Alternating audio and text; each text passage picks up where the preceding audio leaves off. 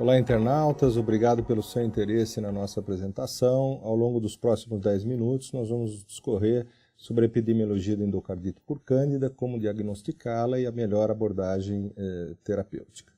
Esses são os meus potenciais conflitos de interesse. Em relação à epidemiologia por cândida, vou apresentar a vocês 3 coortes, vejam, com 1.800 a 2.700 pacientes, todos acompanhados, casos de endocardite em vários centros médicos no mundo, mostrando que há um certo consenso no achado de que menos de 2% dos pacientes com endocardite, de forma geral, evoluem com uma endocardite fúngica ou uma endocardite por cândida. Né? Visto de uma outra forma, pegando o coorte de pacientes que fazem candidemia, qual seria a chance do paciente com candidemia desenvolver uma endocardite? O melhor estudo já publicado a esse respeito é essa coorte espanhola, num hospital único, em que de 2007 a 2012, 187 pacientes foram avaliados e 4% deles que desenvolveram candidemia também tiveram envolvimento de endotélio valvar, portanto, com endocardite.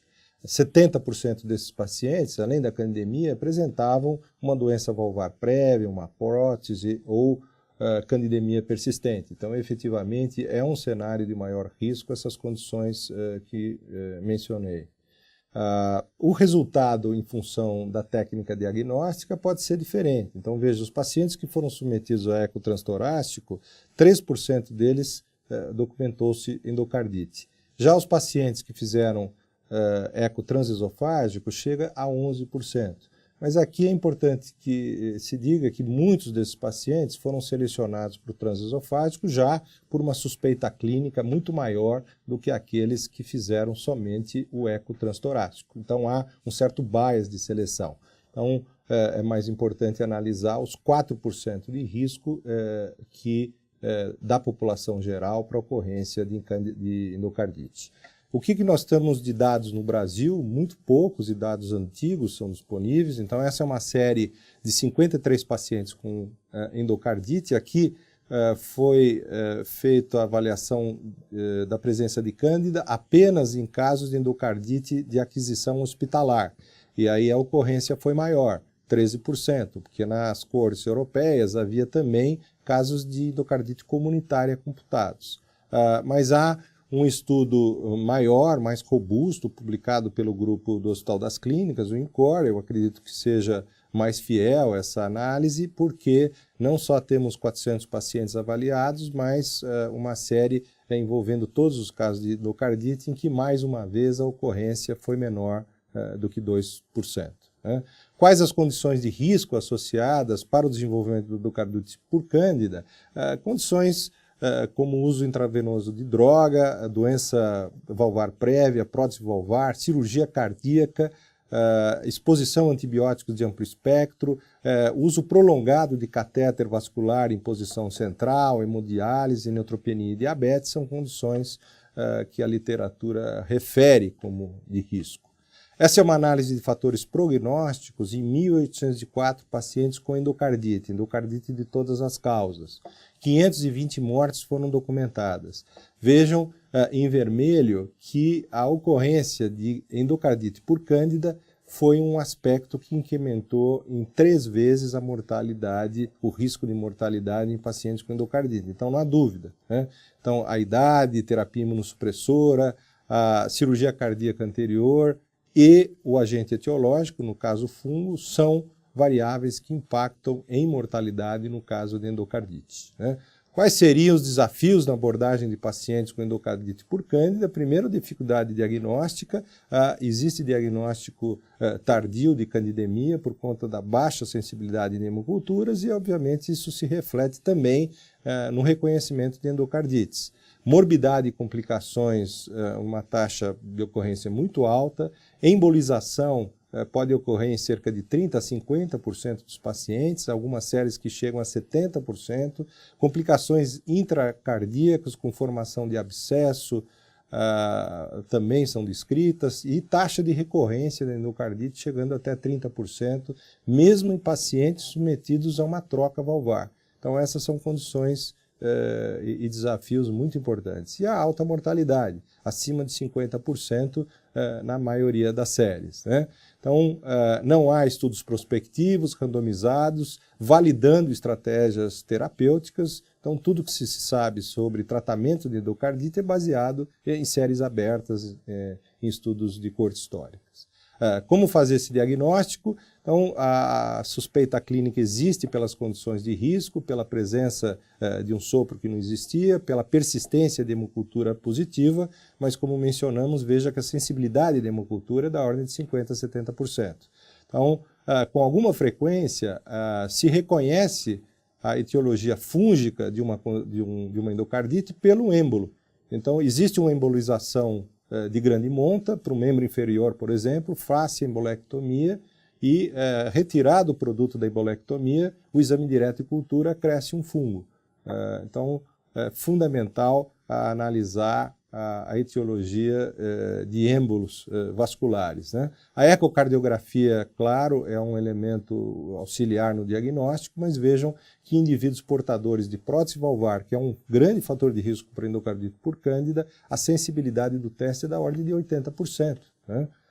Então, alternativas existem, no caso de culturas negativas, a possibilidade de se dosar antígeno, a glucana, né, com sensibilidade de 70%, um valor preditivo negativo mais de 90%, e pacientes de risco, né, em que haja suspeita de endocardite e que o eco transesofágico seja negativo, por exemplo, porque a prótese pode prejudicar a performance desse teste diagnóstico, está indicado, por exemplo, fazer um PET scan para afastar definitivamente a hipótese de endocardite.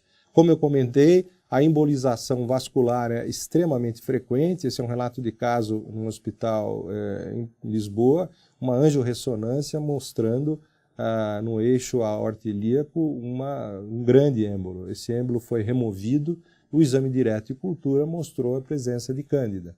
Então essa também é uma estratégia diagnóstica. E é importante que se diga, toda vez que se remove uma prótese, seja ela biológica ou uma prótese metálica, é importante que esse material seja encaminhado não só para a cultura, mas como para pesquisa direta e histopatológico. Muitas vezes o crescimento de um micro-organismo inesperado, se não há pesquisa direta e o anatopatológico, a gente passa a ter dúvida se aquilo foi um contaminante ao longo do processo da cultura ou não. Exemplo, endocardite por tricósporo, endocardite por rodotórolo. Então, é fundamental que se realize, além da cultura da prótese removida ou da válvula removida, também o exame anatopatológico. Em relação às práticas terapêuticas, quais seriam esses pilares? O primeiro é iniciar o mais precoce possível uma droga de amplo espectro, fungicida, com atuação em equinocandina. Então, todas as diretrizes sugerem a utilização de uma formulação lipídica de anfotericina B, uma equinocandina. Monitorar a cura microbiológica através de hemoculturas sequenciais ou, quando disponível, a beta-1,3-glucana, que é um antígeno de fungos, né, parede de fungo. A proteína C reativa, um biomarcador inflamatório, também nos ajuda na análise desse controle, e programar a supressão ou a manutenção com fluconazol por longos períodos para reduzir a possibilidade de recidiva. Monitorar a complicação cardiovascular. Existem complicações intracardíacas, como eu disse, formação de abscessos perivalvar e também disfunção valvar, a possibilidade de êmbolos de grande monta. Via de regra, são endocardites com vegetação muito grande, isso deve ser monitorado, a redução do seu tamanho. Remover catéteres vasculares e dispositivos intracardíacos sempre que tiverem implantados e considerar a necessidade de cirurgia, sobretudo se for uma prótese valvar. Então, os documentos diretrizes sugerem fortemente a indicação de cirurgia nesses pacientes. Isso advém de séries históricas, essa foi uma primeira publicada, em que ao comparar a sobrevida de pacientes submetidos à cirurgia e não submetidos à cirurgia, houve uma melhor sobrevida para aqueles que foram operados. Então, essa é uma análise histórica envolvendo aí 100 pacientes que receberam só antifúngicos, 58 que foram operados e receberam antifúngico e houve diferença de sobrevida nos primeiros 2, 3 anos, depois essa diferença se desfez.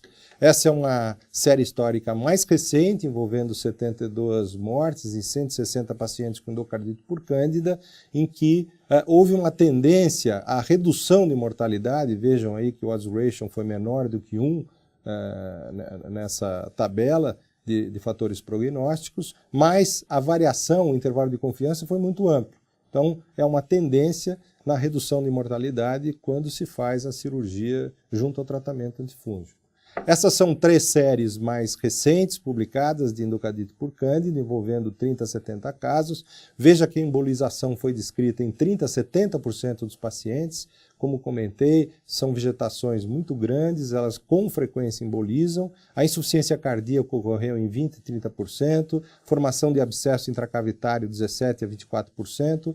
E a cirurgia, apesar de recomendada, vejam que na prática clínica, só metade foi exposta à cirurgia. Então, muitas vezes, a cirurgia é contraindicada por aspectos de ordem clínica, né? O que há interessante nessas séries é que, diferente daquelas já mostradas, veja que não houve impacto da cirurgia na redução de mortalidade intra-hospitalar ou mesmo a mortalidade após 1 ano, né, que chega a quase 70%. Então, é uma condição de grande risco. O desempenho de equinocandinas no tratamento de endocardite tem sido documentado, mas ainda séries pequenas. Veja aqui 11 casos tratados com anfotericina comparados a 14 tratados com equinocandinas, com uma taxa de cura e complicações muito semelhantes. Então, as diretrizes de terapêutica de endocardite por cândida, aqui você tem um documento do IDSA, a europeia e a diretriz brasileira, sugerindo o uso de uma anfotericina lipídica, de anfotericina B, a única que fala em anfotericina lipossomal exclusiva foi a Sociedade Europeia, e alternativa, o uso de equinocandina, com ou sem associação a 5-fluorocitosina. O tempo de tratamento de ao menos 6 semanas, 6 a 8 semanas, com a droga intravenosa, com a droga fungicida. A remoção cirúrgica é indicada. Os europeus sugerem, caso de prótese, os primeiros dias, válvula nativa na primeira semana, e a supressão com fluconazol é mandatório por longo período. Então, considerações finais, opinião nossa, quer dizer, a terapia combinada anfotericina lipídica equinocandina não é recomendada nos documentos de diretrizes, mas eu acho que ela deve sim ser considerada em pacientes que têm evolução para sepsia a despeito do tratamento com uma única droga, pacientes que têm hemocultura persistentemente positiva, sobretudo quando não se consegue a indicação cirúrgica, casos de recidiva após cirurgia. O tempo de uso do antifúngico e a remoção cirúrgica da válvula deve ser tentada e pelo menos 45 a 60 dias de droga IV após a remoção da válvula está indicada. A terapêutica de manutenção ela deve ser feita com fluconazol de 400 a 800 mg por pelo menos 1 ano. E pacientes onde a cirurgia não for possível, por contraindicação clínica, a terapêutica com fluconazol é indicada por toda a vida. Muito obrigado pela sua atenção.